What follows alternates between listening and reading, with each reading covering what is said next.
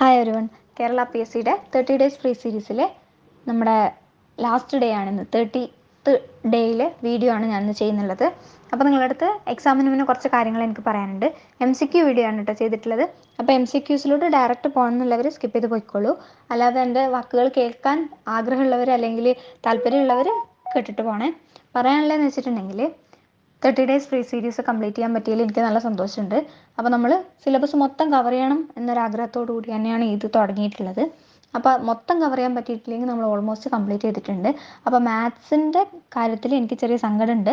അപ്പോൾ നിങ്ങൾ അത് ക്ഷമിക്കുമെന്ന് വിചാരിക്കുന്നു. അത് ബോർഡ് ഇല്ലാണ്ട് ക്ലാസ് എടുക്കുമ്പോൾ എനിക്കൊരു കംഫർട്ട്നെസ് ഉണ്ടായിരുന്നില്ല, ഒരു കോൺഫിഡൻ്റ് ആയിരുന്നില്ല ഞാൻ. അതുകൊണ്ടാണ് അത് അങ്ങനെ സംഭവിച്ചത്. അപ്പോൾ ഇപ്പോഴും ആഗ്രഹമുണ്ട്, സമയമുണ്ടെങ്കിൽ അതുകൂടി ഒന്ന് ചെയ്തു തരണം എന്ന്. പക്ഷെ ഇപ്പോഴും ഞാൻ പറയുന്നത് ആ ബോർഡ് വെച്ച് ചെയ്യണം എന്നുള്ള ഒരു ഇതിലാണ് ഞാൻ നിൽക്കുന്നുള്ളത്. അതുകൊണ്ടാണ് നടക്കാത്തത് കേട്ടോ. അപ്പോൾ അത് ക്ഷമിക്കുമെന്ന് വിചാരിക്കുന്നു. പിന്നെ എക്സാമിന് നിങ്ങൾ പോകുമ്പോൾ ശ്രദ്ധിക്കേണ്ട കാര്യങ്ങളാണ് ഞാൻ പറയുന്നുള്ളത് കേട്ടോ.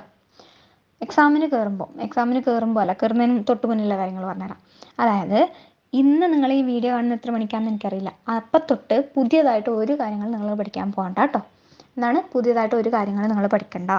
മുന്നേ നിങ്ങൾ പഠിച്ചത് വേണമെങ്കിൽ റിവിഷൻ ചെയ്തോളൂ. ഓക്കെ, റിവിഷൻ ചെയ്തോളൂ. അതുപോലെ തന്നെ MCQs കിട്ടുമെങ്കിൽ വർക്ക് ചെയ്തോളൂ. MCQs ഇഷ്ടം പോലെ നമ്മുടെ യൂട്യൂബ് ചാനൽസൊക്കെ ലഭ്യമാണെന്ന് തോന്നുന്നു. ഇപ്പോൾ യൂട്യൂബ് തുറന്നാൽ തന്നെ ഡയറി ഫാം ഇൻസ്ട്രക്ടർ MCQs മാത്രമേ വരുന്നുള്ളൂ. അപ്പോൾ അതൊക്കെ പരമാവധി കേട്ടുകൊള്ളൂ. അല്ലാണ്ട് പുതിയതായിട്ടൊന്നും പഠിക്കാൻ പോകണ്ട കേട്ടോ. പുതിയ കാര്യങ്ങൾ പഠിക്കാൻ പോകണ്ട. പിന്നെ ഒരു കാര്യം, എക്സാമിന് കയറുന്നതിന് തൊട്ട് മുന്നേ നമ്മൾ കുറച്ച് സമയം കിട്ടുമ്പോൾ എന്തെല്ലോ എടുത്ത് വായിക്കൂലേ, അതൊന്നും വേണ്ട കേട്ടോ. ഷോർട്ട് നോട്ട്സ് എവിടെയെങ്കിലും എഴുതി വെച്ചിട്ടുണ്ടെങ്കിൽ അത് വായിച്ചോളൂ. പുതിയതായിട്ടൊന്നും പഠിക്കരുത് കേട്ടോ. കയറുന്നതിന് തൊട്ട് മുന്നേ പുതിയതായിട്ടൊന്നും പഠിക്കരുത്. മൊത്തം പോകും നമ്മുടെ തലേന്ന്. ഓക്കെ, ടെൻഷനൊന്നും വേണ്ട. നമ്മൾ പഠിച്ച രീതി നല്ല രീതിയിൽ തന്നെയായിരുന്നു നമ്മൾ പഠിച്ചത്. വളരെ സിമ്പിളായിട്ട് തന്നെയാണ് ഞാൻ ക്ലാസ് എടുത്തതെന്ന് എനിക്ക് തന്നെ ഫീൽ ചെയ്യുന്നുണ്ട്. അതിൻ്റെ കൂടെ നിങ്ങൾ NCERTയും കൂടി വായിച്ചിട്ടുണ്ടെങ്കിൽ അത് മതി നമുക്ക്. എന്താ പറയണ്ടേ, മാക്സിമം മാർക്സ് കിട്ടാൻ അത് തന്നെ മതി എന്നാണ് ഞാൻ വിശ്വസിക്കുന്നുള്ളത്. അപ്പം നിങ്ങൾ അതാണ് അതല്ല ഫോളോ ചെയ്തത് എങ്കിലും ഞാൻ പറയാണ്, ടെൻഷൻ വേണ്ട. നല്ല ഫ്രീ ആയിട്ടിരിക്കുക. പറ്റുന്നത്ര MCQs ചെയ്യുക. നാളെ എക്സാമിന് പോകുന്നതിന് തൊട്ട് മുന്നേ എന്തെങ്കിലും ഷോർട്ട് പോയിന്റ്സ് എഴുതി വെച്ചിട്ടുണ്ടെങ്കിൽ അത് വായിച്ച് കയറുക. അല്ലെങ്കിൽ 2-3 പാട്ട് കേട്ടിട്ട് കയറുക. നല്ല ഫ്രീ ആയിട്ട് കയറണം എക്സാമിന്. പിന്നെ എക്സാം എഴുതുമ്പോൾ ശ്രദ്ധിക്കാനുള്ള മറ്റൊരു കാര്യം, നെഗറ്റീവ് വരാതിരിക്കാൻ മാക്സിമം ശ്രമിക്കണം. എന്താണ്, നെഗറ്റീവ് വരാൻ പാടില്ല. നമ്മൾ ഇത്രയും ദിവസം കഷ്ടപ്പെട്ട് പഠിച്ചുണ്ടാക്കിയ മാർക്കാണ്. അത് നെഗറ്റീവ് ആക്കി കുറക്കുന്നതിനേക്കാളും നല്ലത് എന്താണ്, അതങ്ങനെ തന്നെ ഇരിക്കുന്നതല്ലേ. നിങ്ങൾ എത്ര പഠിച്ചില്ലയോ ഒന്നും അറിയണ്ട, നെഗറ്റീവ് വരാതിരിക്കണം. അത് നമ്മൾ വളരെയധികം ശ്രദ്ധിക്കേണ്ട ഒരു കാര്യമാണ്.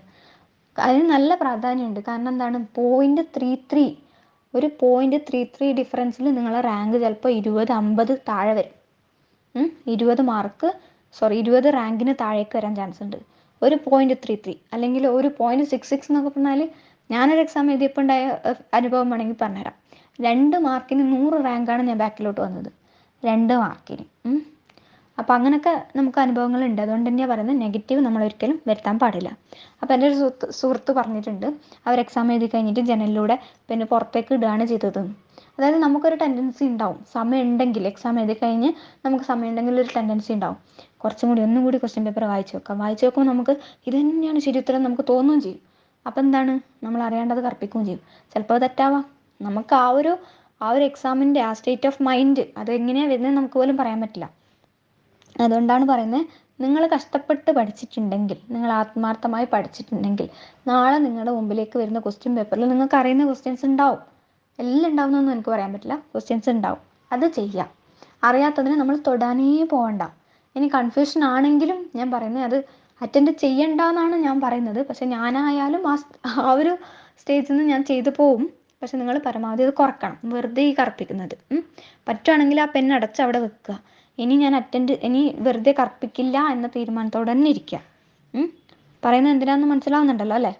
അപ്പോൾ ഇത്രയും കാര്യങ്ങളെ പറയാനുള്ളൂ. പിന്നെ ഡയറി ഫാം ഇൻസ്ട്രക്ടറിൻ്റെ എക്സാം കഴിഞ്ഞിട്ട് വന്നപാട് ആൻസർ കീ ഒന്നും തപ്പാനൊന്നും നിൽക്കണ്ട. നിങ്ങൾ ഇത്രയും ദിവസം കഷ്ടപ്പെട്ട് പഠിച്ചല്ലേ, കുറച്ച് റെസ്റ്റ് എടുക്കുക. പിന്നെ ഞായറാഴ്ചയാണ് വരാൻ പോകുന്നുള്ളത്. ഞായറാഴ്ച പുറത്തെങ്കിലും എവിടെയെങ്കിലും പോകാനുണ്ടെങ്കിൽ അതൊക്കെ പോയി തിരിച്ച് വന്നിട്ട് നിങ്ങൾക്ക് ആൻസർ കീ ഒക്കെ നോക്കാം. സമയമുണ്ട്. ഓക്കെ, അപ്പോൾ നമ്മൾ ചാനലിലും ആൻസർ കീ ഡിസ്കഷൻ ഇടുന്നതായിരിക്കും കേട്ടോ.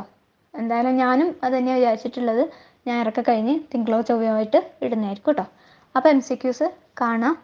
അതുപോലെ തന്നെ എക്സാം എഴുതുന്ന എല്ലാവർക്കും ഓൾ ദ ബെസ്റ്റ്. നന്നായി എഴുതാം കേട്ടോ.